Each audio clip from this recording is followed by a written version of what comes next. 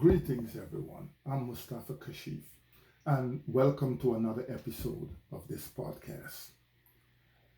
My message today is to the muftis, the maulanas, the sheikhs, the scholars, the alims, and the imams.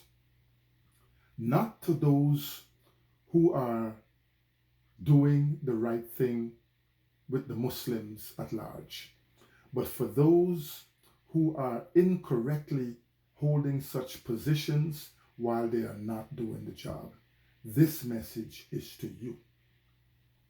And I will start off by saying that you are misleading the community at large, meaning the Muslim community at large.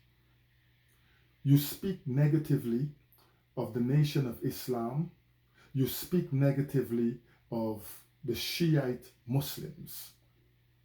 Some of you are actually misinforming the community at large because most of you are not following Quranic injunctions.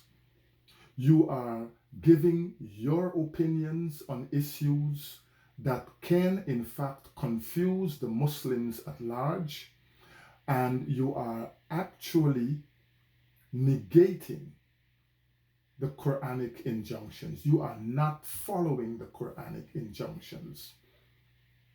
Your job should be to follow the Quran, follow the message, follow the injunctions and the guidelines in the Quran so that the Muslims can have some kind of guidance and they will also respect you as their leader and teacher. But most of you, after you have studied for some time, either in Saudi Arabia, Pakistan, Egypt, and so on, you return to your communities seeking a job.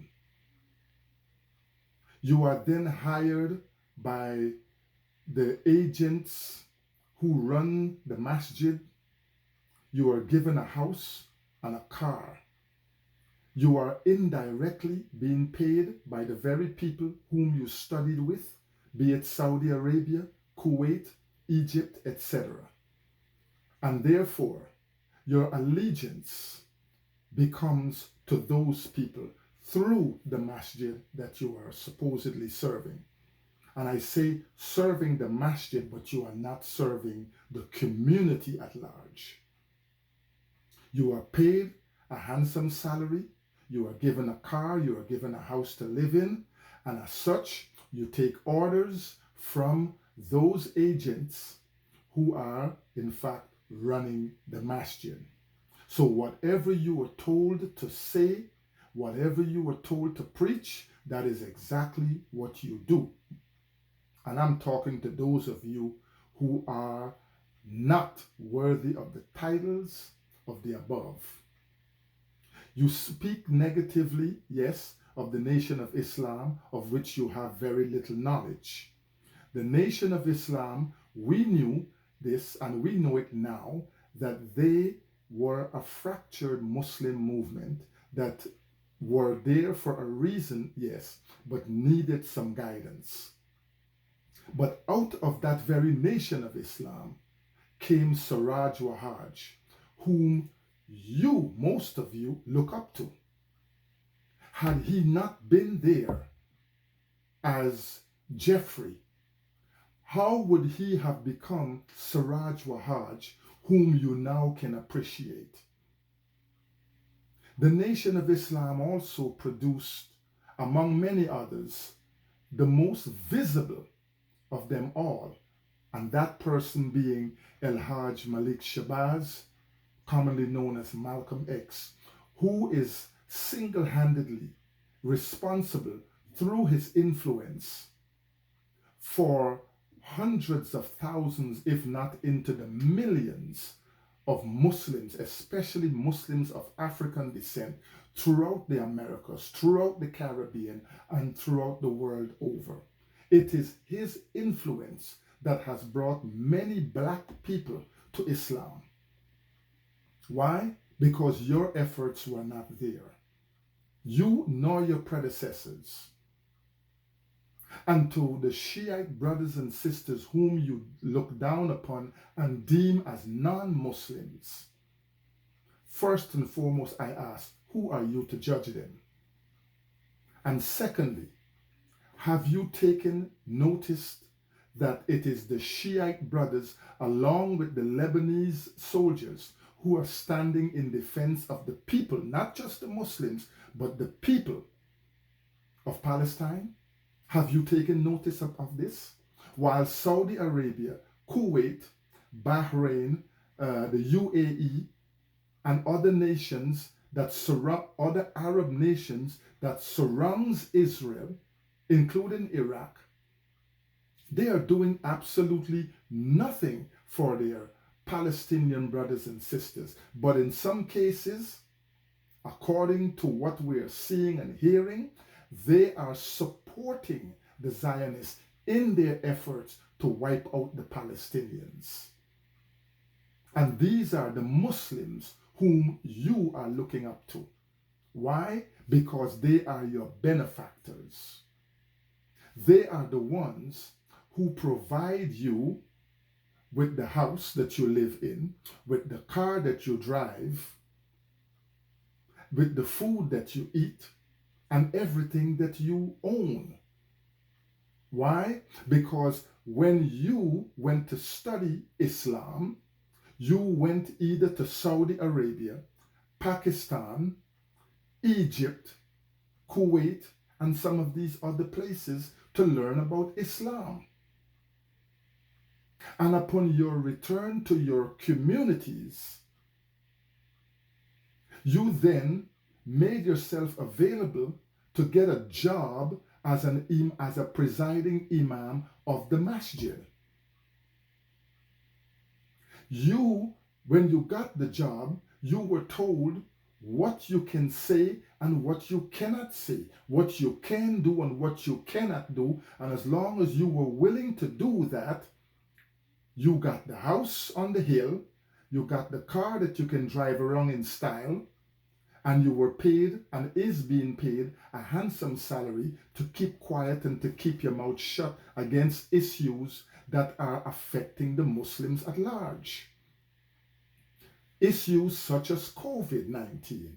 When COVID-19 came around, the devil told us that we cannot attend the masjid for services. Some of us had to pray Salatul Juma in a garage. Some of us had to squeeze 10, 12, 15 of us in someone's home because you, the presiding imam, told us that we cannot attend the masjid. And you telling us this is because the agents who run the masjid told you to tell us this, while the benefactors of the agents told them what to tell you, the imam, which in turn came down to us. You are misleading the community.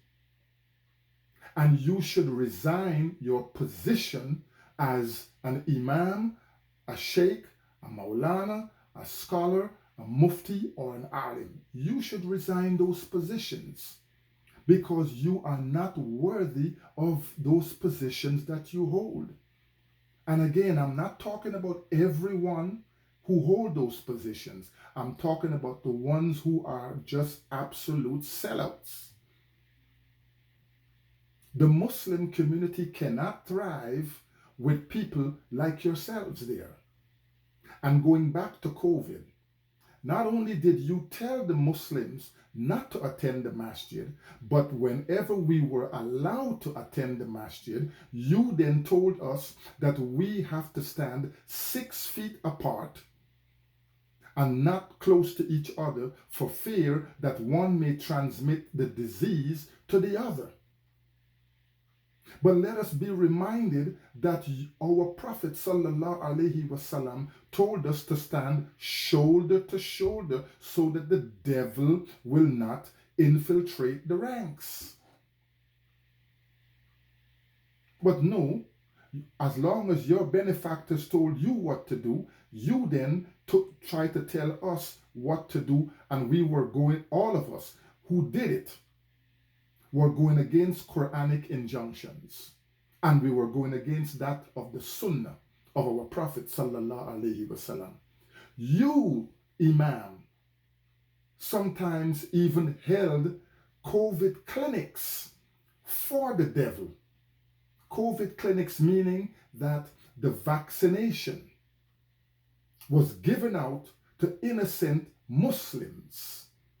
A deadly vaccine was given out to innocent Muslims, and some of you Imams knew what you were doing, and some of you were ignorant. Whether you were ignorant or you are aware, you are not the one who should be presiding over the Muslim community. You should not be presiding over the Muslim community. You cannot serve two masters at the same time. You cannot claim to serve Allah and also want to serve your benefactors at our risk. Therefore, to you Imams and to you scholars, muftis, sheikhs, alims, and so on, and maulanas included, I'm going to tell you this. The people are waking up. And not only are the people waking up, but when that awakening process has come to a full point, when it has come to its actual full point, and the people have decided to crush the institutions that has helped to mislead them, don't think that you are safe. I'm not threatening you. This is not a threat. I'm just telling you, this is a warning. I'm telling you what's coming, because it's not going to be nice. And you Imam, you scholar, you mufti, you sheikhs, you alims, and so on, you will be running for cover. And that fancy car that you have will not be able to drive fast enough to take you away from the onslaught of what's coming.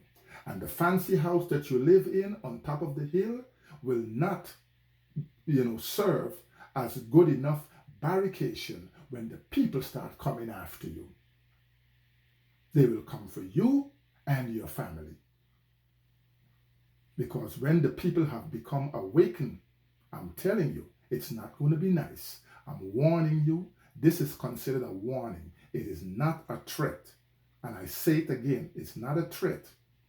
And to those of you who are misleading the community, if you know in your heart that you are not capable, resign your position now before the time comes. You are misleading the people. You are giving the people bad advice. You are a bad influence as a community leader, as a community spokesman. You stand on the pulpit, you say one thing, but your lifestyle represents something totally and absolutely different.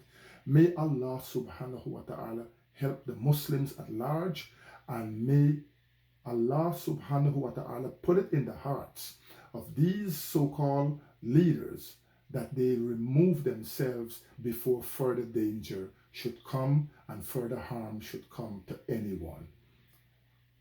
Thank you for listening, everyone, as I will always greet you with the greeting words of peace. Assalamu alaikum wa rahmatullah wa barakatuhu.